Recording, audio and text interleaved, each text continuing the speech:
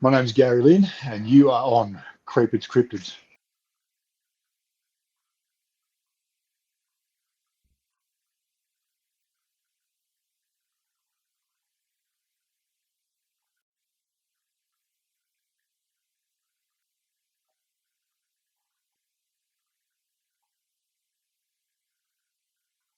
Well, good afternoon. Nice to see you again. Yeah, it's good to we finally lined it up. We've been talking about it for a while, and It's been a while. we're Yeah, busy. You've had all your crazy stuff going on up there. I've had a lot of yeah. crazy stuff going down here, and We've it's just I mean, we're always talking. It's just yeah, either yeah, through that's it. Messenger or Facebook or Instagram Yeah, or whatever. exactly. But finally got to line today up and get things Yeah, sorted out. yeah, it's awesome. Yeah, look at so much stuff's happened in the last couple of years with what I've been finding in the bush, and nearly everything I've sent to you to say, hey, what do you think about Mm. this? You've sent me back and go, hey, we found that too. Yeah, Like, remember all them yeah, photos I sent you of yeah, like the A shape, the symbols I found in this yeah, yeah, location I've been going to, and you sent through what 30 of them, all made yeah. out of Something the like same type of gum that. tree too. Like, Yeah, yeah, and yeah. we're what 1,000 kilometers apart, Oh, like yeah, probably further, like for the yeah. same We branches, just and then go I've 10 hours apart. Yeah, yeah, like for the same branch. And even Jeremy, he's sent me yeah, through stuff too. The same yeah, branch. It's like, what's it about that tree that it's not yeah, they're all just falling and landing like that because yeah. them I don't even know what they are, if they're iron barks or something like that. Oh, But mate, they're some I type think of gum tree, like I think it's like to do with obviously the areas that they frequent as well. yeah, But I mean, to be honest, I pay more attention to the actual symbols themselves, and yeah, like I've said many times to people as well, like it's when you pay attention to these symbols, a lot of the sticks will actually cross over, like they'll go under over at the yeah, points of intersect on yeah, these symbols. The sticks will cross under over. yeah, Uh, Something like 99.99% of the time they cross under over. yeah, And then on top of that, if it's a symbol that's made out of one stick, yeah, you'll find that they'll break the meat of the stick, but they won't break the bark. So the yeah, stick is actually still connected yeah, at each point. It's just the meat of the stick is broken. But yeah, yeah, it's like the symbols range from triangles to oblong shapes, square yeah, shapes, house-looking shapes. And then once you go into like that to the other symbols with the sticks that are crossed over each other, yeah, X's, TPs, even very intricate big triangles use with like 15, 20 sticks to make a triangle, and then yeah, a couple of thicker 1 inch thick sticks laid in a certain position over top. yeah, One that comes to mind is I went out to, like I say, I'm on the Gold Coast hinterland at yeah, Beachmont, and we went out to a property out to Jimboomba, which is about an hour west from where I am. yeah, Um, and this person on this property had interactions or activity with one of these beings. When I say beings, I mean the big fellas, the Yowie. yeah, And they'd always come up, they'd jump on the roof of the house, they'd throw sticks and stones at the side of the oh shed and really, that kind of thing. So when it went out to check it out, and yeah, it was found a few symbols, but yeah, as I said, like this one that stood out the most was a triangle made of 15, 20 sticks, all intersecting, crossing over each other, and these 2 inch thick sticks laid horizontally across it. oh So really, it's again one of those things where for someone to pull the wool over our eyes, they've really got to be paying attention to what's going on in our community. yeah, exactly, Um, and on top of that, they really need to pay attention to those points of the sticks crossing under over each other. yeah, I mean, like if it's one to go make a symbol, but look, I've found plenty of symbols or potential symbols. When you yeah, actually suss it out, like I pass it off because it doesn't come yeah, across as a genuine symbol made by these beings. yeah, And on top of that, at this property we found TP structures, we found foot impressions, yeah, tree breaks, like your typical twisted tree break. So one thing for the listeners to understand with tree breaks, so when they do a tree break, it's always snapped like between your 5 to 8 foot height is where the break yeah, point is. But a big telltale sign, nine out of 10 times, is a twist where it's broken. Because Yeah. obviously these things have hands. When they break it, they twist as they snap. Yeah. So they're the kind of key notes that I'll look for Yeah. most of the time, as opposed to a general break. Yeah. Because you have to be vigilant. Excuse me. You do have to be vigilant Yeah. when inspecting these potential symbols, structures, Yeah. waypoints, that kind of thing. Like, Yeah. as people may know, we recently had a tornado come through the Gold Yeah. Coast at Christmas, New Year's time, and driving around, even driving past areas of significance for me, Yeah. there's tree breaks all over the place. Yeah. But that's obviously storm damage. Yeah. So hence why I will generally look for that twist and break, and if it has a twist and break, I'll give it more attention than just a general break. Yeah. So yeah, there's lots of key factors that go into this subject. It's not just a case of myself or yourself walking around the bush being hopeful. Yeah. We like all the things I've found, I don't go out looking for them. It's not like I'm following the ground looking for stuff. It's always at significant points, whereas I might hear something or might find something else, and then I'll have a look around, and then you'll notice them all. Like the amount of times I'll be cruising along, looking at stuff, come back on the way out, and then find stuff on the way back. So I've just looked at a different angle, but it's been at a spot where I've heard something take off, or like this spot I've been going to, there's a den, like that's where the den was, and the rock that you drop down into the bush to get to the den, that's where I found that big. It was two Y-shaped branches pushed, like they were folded, like in underneath each other, into an A shape, and it's basically pointing to the down to the den. Like it's bloody wild. And I don't know if I told you, but after I put that video up and showed them, my grandma and my auntie, they don't live too far from me, but they've got one of them trees out the front of their house. And it was like after they watched that video, a couple of days later, they found them same symbols around their property too. But they weren't there before, and they didn't want to ring me and talk about it because they thought I'd think they were taking the piss.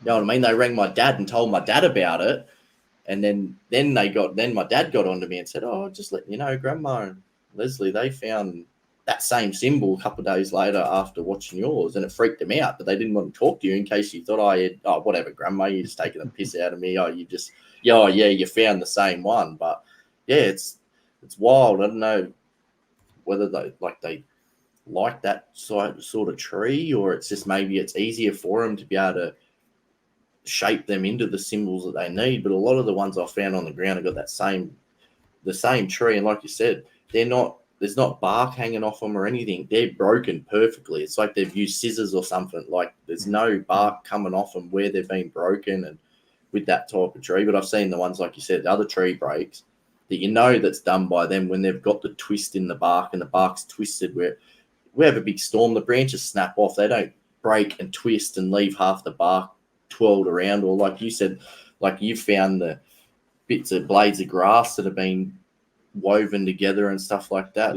None of that can happen naturally. There's no physical way it could. No. And they're the ones that I look for. I don't just walk through the bush and shit, that tree's broken off and it's landed and it looks like an A shape. You can tell the difference when you've been doing it as long as we have. Haven't been doing it as long as you, but you know that you can find that sort of stuff. And it's people aren't going 6-7 Ks into the bush to do this sort of stuff in the hopes that you or I walk into it. You got to be pretty lucky to be able to find the spots that we're going to. We don't walk down a track and stay on that same track. We might use a track to be heading in, and then we just jump off anywhere. Like they're not going to know at all where we are. So you can't. Like some stuff, maybe like it depends on where you're going. If you're going to a public area and that, people could be doing that sort of stuff, and most of the time it'd be kids. I want to break this tree, and that they don't do it trying to trick people like us. But some of the stuff's pretty wild. And I know Jeremy's found stuff. Like is he not too far from you, or he's in Brisbane. So it'll be, if I drove his place, it'd probably be an hour 20 to an hour and a half. Yeah, right. But where he goes to, like, is that, like, have you been to the spots that he goes to? It's not too far, or is that further away? So No, that's the location. So that's Belbo Groves and Mount Nebo area. Yeah. So that's, if people remember. Also, when I used to be with Australian Yowie Research, Yeah. we're in that location one night, and that's where Dean Harrison had been come down the opposite ridgeline to him, Yeah. that he got on thermal camera, Yeah. and watched it while myself and Buck were on the other side of the ridge. Yeah. And yeah, so yeah, I mean, we've had some good activity there. Pretty much every time Yeah. we've been there, something's going on. We found a lot of interesting things. And as you said before, which is exactly true, we might use a path for 100 meters, Yeah. a trail for 100 meters, and next thing you know, we're a kilometre that way into the forest or that way, and there's no destination as such. Yeah. It's just something pulls us that way. We need to go this way. Yeah. And next thing you know, let's go to that rock, let's go to that bush, and next thing you know, you're 2 kilometres into the forest that way. I'm Which the is where we same. I've got to find this be stuff. careful. I'm got to be careful. Lucky where I go, like I don't go in the Blue Mountains and that, like Attila and Yowie Dan and that. I stick to around here because I've had stuff, I've found stuff, and we've got all these greenways that come from the Blue Mountains. There's creeks that come from like Burrograng Valley, which is the waterway that's underneath the Blue Mountains, that trickle down from there into the town that I live in and the towns all around here, that people know that these creatures follow. They'll follow it where they can get to and still live and not have people harassing them and that. And I know, even lucky I'm around where I go around here, I've always got service on my phone, because otherwise I'd be in some trouble some of the time, because I'd be like, holy shit, where am I? Get my phone out. I'm 4Ks from the car. How did I even get here? Like, there's not even a track. And I'm basically looking at my phone and walking and watching where I am to make sure I can get through there and I'm not getting hurt to get back to the car. Like, it's bloody wild when you do that. Have you thought, are you going to try and start up anything yourself? Any groups, or like, I know you've got a group now that you've been posting stuff, but are you ever thinking of like setting up any research groups or anything up there for you guys, or just somewhere we can come to talk about that sort of stuff? Like, well, I'm still considering starting a YouTube channel. Yeah, I think you should do it, man. You're fucking awesome. I'm just having a little bit of trouble with the direction of it. Yeah. Only for the fact that, like, yes, I'm still going out there into the physical world. Yeah. Trying to make contact. Yeah. Trying to make contact. You know, finding proof, finding evidence. Yeah. Having interactions. I mean, still having interactions.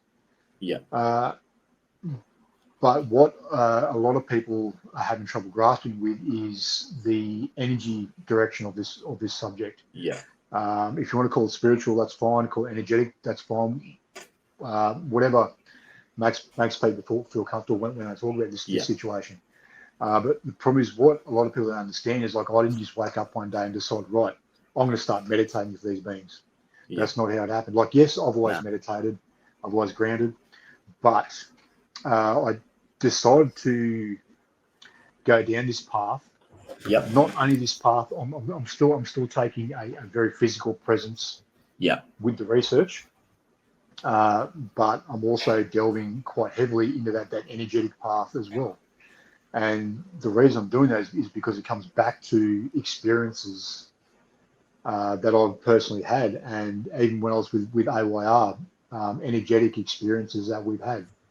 And what a lot of people don't realise is that even with the infamous the Buckingham and thermals from Springbrook, what a lot of people don't realise is before that happened, I was grounding.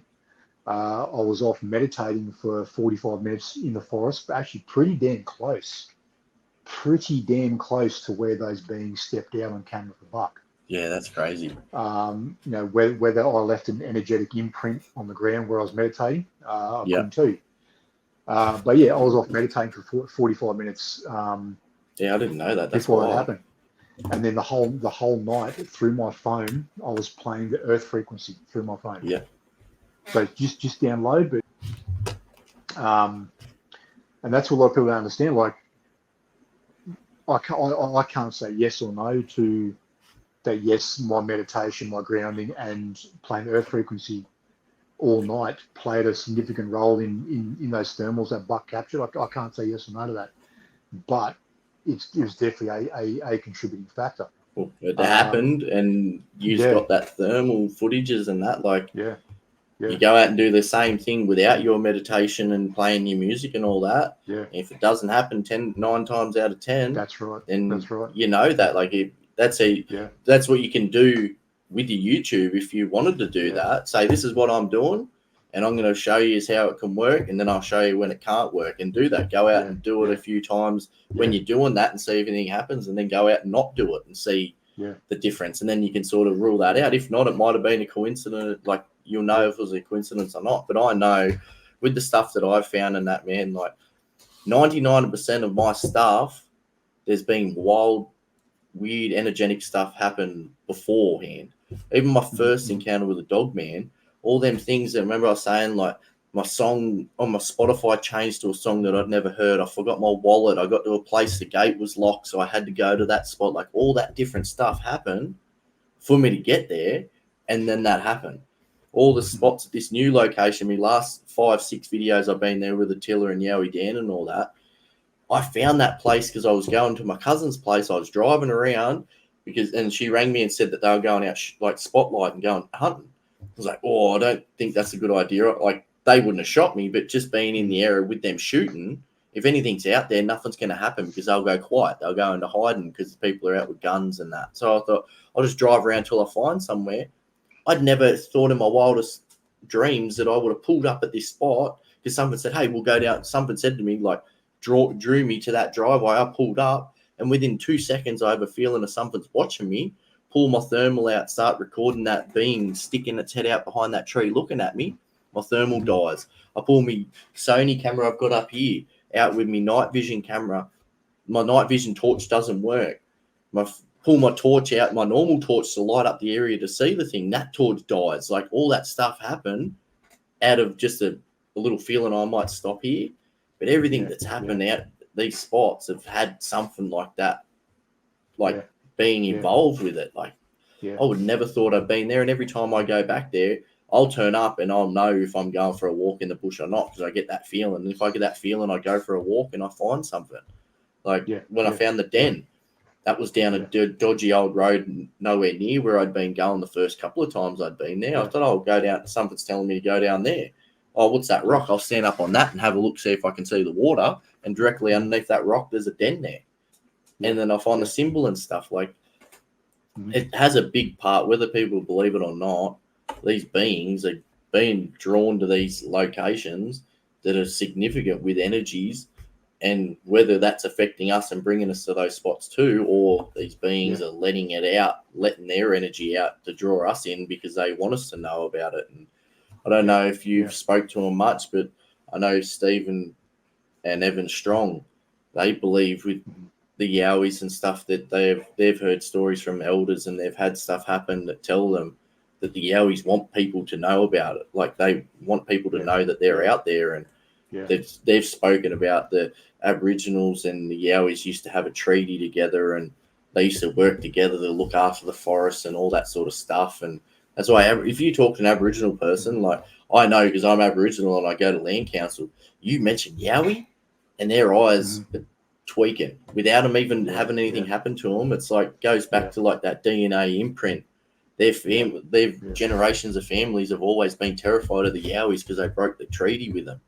And without them even seeing a Yowie, they're petrified, talking about it and that. And so they know about that. And I know Stephen and Evan have talked about them communicating with certain elders wanting to come back and fix and try and help. And when I have stuff that happens to me and I put these videos out, and I know a lot of people go, oh, that's stupid or whatever, I do it because I want people to know about it. And that's what the more you do that, the more you find. And it's not that you're looking harder. It's just you opened up and you actually notice them more around. And I know, like you've done all that stuff and had the stuff happen with the thermals. But yeah, if you do a YouTube, I reckon it'd be a hit because there is more people believing in that direction now.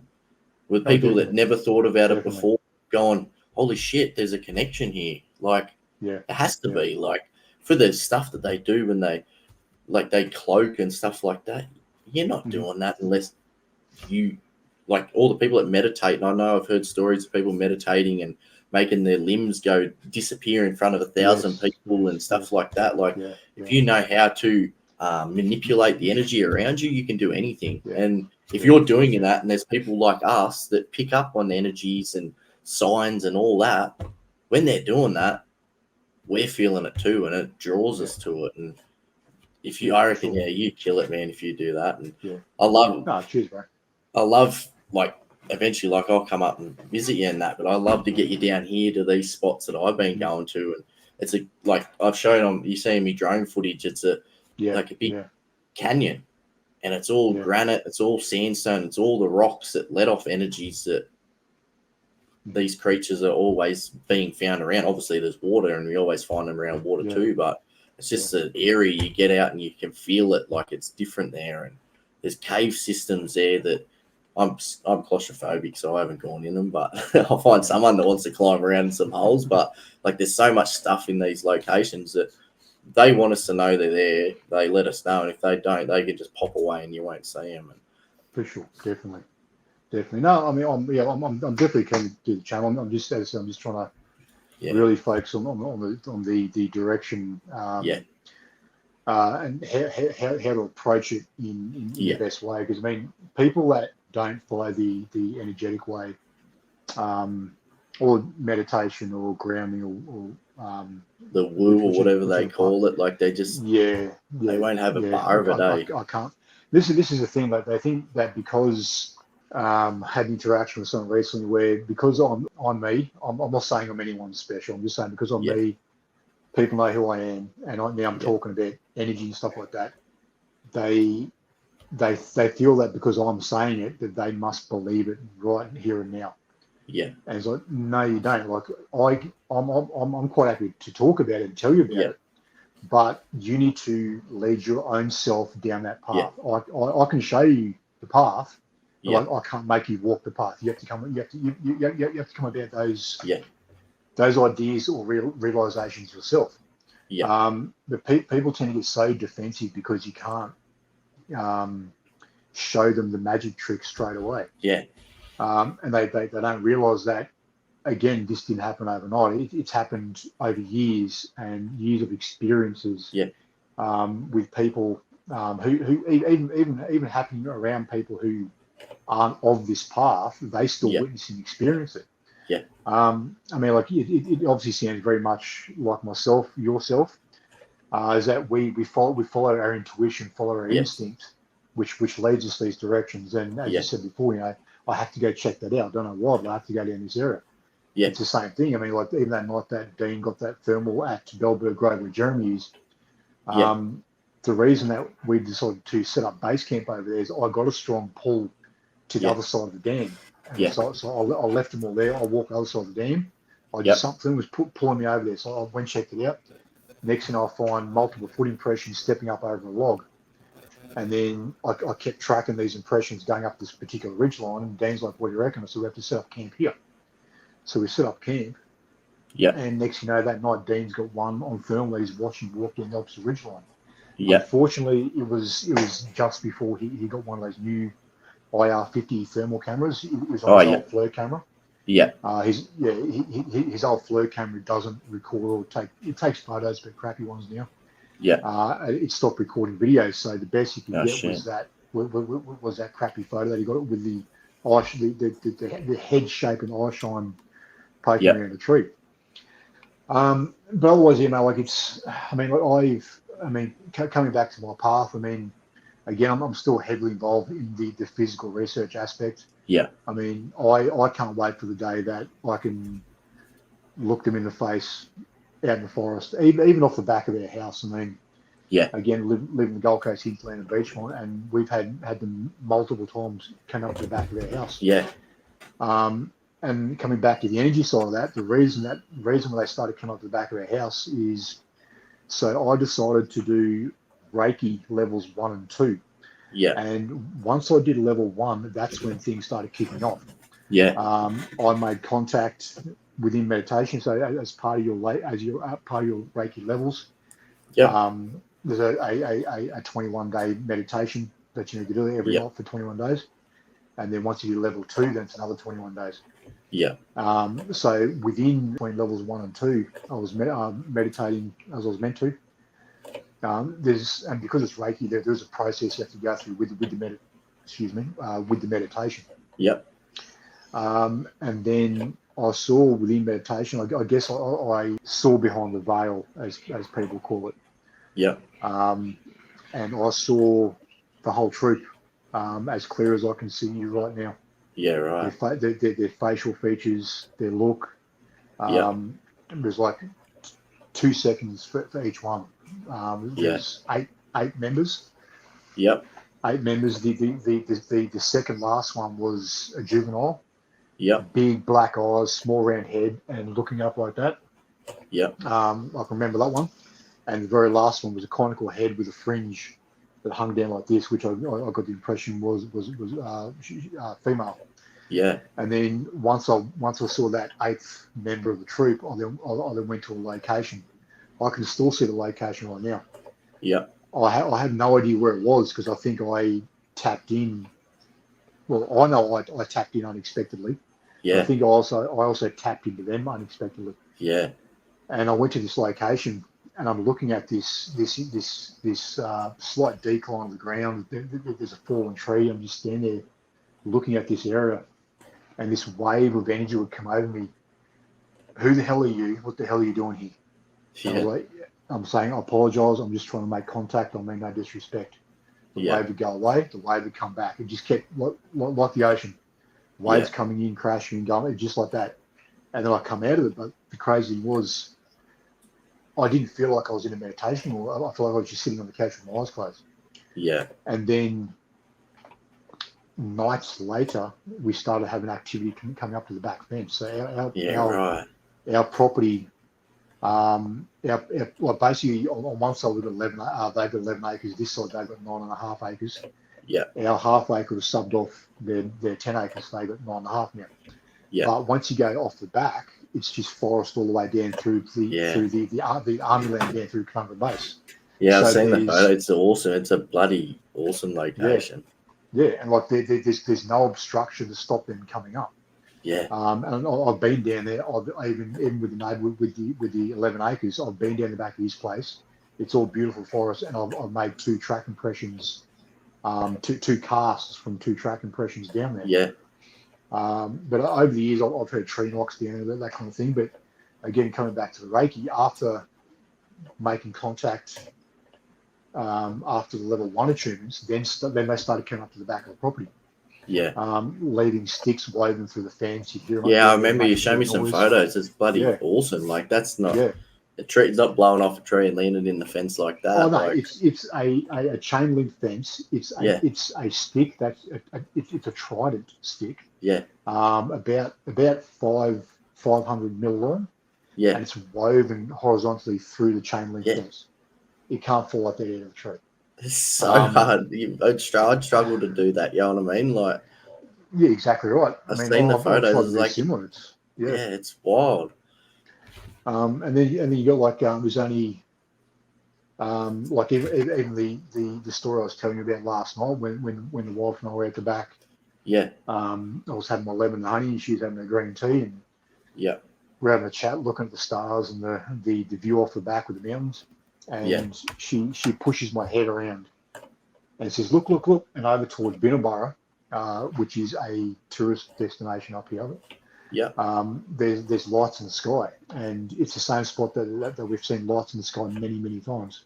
Yeah. And they're not Starlink, they're not satellites, because these lights aren't. Obviously, Starlink satellites they have a set path. Yeah. And they stay on that set path. These lights are zigzagging, they're slowing down, they're speeding up, they're changing course, they're lighting up and then dulling down. Yeah. And we went further down the backyard into the dark to get a better view. Watched them, must be like 30 of these lights in the distance coming through. Yeah. But at the same time, off the back in the darkness, not close, but close enough to hear a bit of noise. We could both hear some action further down the back, maybe 100 meters away further down the back. Yeah. But I mean, only weeks ago, similar situation. Wife and I was sitting in the back patio in the dark, just talking, and where they always come up to down the backyard, the back corner of the yard. Next thing you hear trees breaking and heavy movement down there. Yeah. And it's to the point where I didn't have to like tap the wife on the shoulder. She heard it as clear as I could Yeah. hear it. And even she goes like, yep, that is not a possum. No. And I'm wearing nothing but boxer shorts. I jumped off the patio, ran down the back into the darkness. Probably only about 10 meters away from them, but there's quite heavy tree and bush cover down there. Yeah. But where I was standing, yeah, it would have been 10 meters from where they were.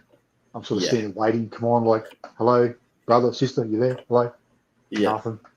Went back to the patio, sat down, and then after about a minute, they started carrying on with what they were doing, breaking this and breaking that. And I went down the next day in the daylight and a couple of X's, and there's a small tree with all the branches snapped over in different directions. Yeah. And yeah, like that's, again, the whole point of that is since doing that level 1 Reiki attunement, that's when this action started to happen off the back of our property. And I guess, I've opened myself up as a beacon. My intent and my purpose, my energy when we go out there is to not disrespect them, not disrespect the location. Yeah. And I think that has a big role to play in the subject. So 100%. and again, trying to tell people, like, it's not that we don't know enough. We can't look at this subject from the side of the box that suits our own narrative. We have to look at all sides of the box. Yeah. Because we're all trying to learn, and if we look at that one side that suits our narrative, then those particular people aren't going to get anywhere. They're going to be sitting, in 10 years' time, they're still going to be the ones sitting there saying, well, you shouldn't be saying that because you're damaging this community that we have. Yeah. It's like, no, people like myself and yourself, John Kershaw and Sarah and other people actually pushing the limits, trying to find out what the hell's going on. Yeah. We're the ones that are actually pushing the boundaries in a positive way. Yeah. Everyone else is just sitting on the sidelines talking crap, basically. It's been 100 years and they haven't been able to prove it for scientific research and scientific identification and that. Like, well, they won't. They don't want to. They won't do that. But if they haven't been able to do that already, like, obviously there's more going on there. I know I've had videos and that, and I've had videos, and when I went to a spot up behind my great grandma's, it actually goes into a special little spot in the bush, and I've physically seen a thing standing there. It would have been nearly 3 meters tall, big, black, hanging out from behind a tree, and I watched it for 10 minutes while, like, my daughter and that were walking up the path towards me, and I was watching it, had my Sony camera out recording it, looking at my camera, could not see it on the screen, but physically I could see it with my eyes. I'm like, how does that work? Like, you can't be sitting thinking, it's just a physical monkey that's evolved to be able to survive in the bush, when I'm physically looking at a thing for 10 minutes, leaning out from behind a bush, and there's not even a shadow on the footage of the trees, like a shadow off the tree or that. It was physically there, but not coming up on electronics. And that's to do with energy, you know what I mean? Like, it's whether it's infrasound or just them being able to tap into the energies around and go missing and stuff. And that's why it's good with the thermals, because they're not used to it yet, because I've caught a lot on thermal. You guys have found so much, and whether they can't do that or it's because it's picking up on heat and they're not being able to do that. Like, I know I've got a being at this spot. It's massive. You can see it looks like a werewolf standing in the bush, but it wasn't letting off a heat signature. So I could still see it. Remember, like one of my videos, you can see it. And I seen it stand up through the thermal before I started recording. Same thing. As soon as I pulled it up, I'll have a look. As soon as I pulled it up, seen this massive being stand up out of the bush, wasn't recording. Start recording, you can see the outline of it there, but it's not putting off heat. Like, it's wild. So you're on the right thing. What? Yeah. What's that? It's the most frustrating thing when something happens and you're not ready, or you've just turned the camera off. Yeah. I was with a mate, Dion Bennett, and we went to a location off the back of Lamington National Park. Yeah. And if people see the footprints in the mud that I posted various times, that's from this location.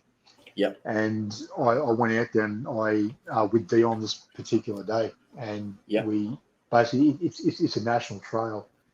Yeah. And you've got to jump a fence, go through cow paddocks, past the cows, but that little calf there looks like it's about less than 24 hours old. Yeah. Mum's looking defensive, and the big bulls over there. Like, we should jump into the next paddock and make a wide berth. Yeah. And you finally get to the gate for to go into Langton National Park.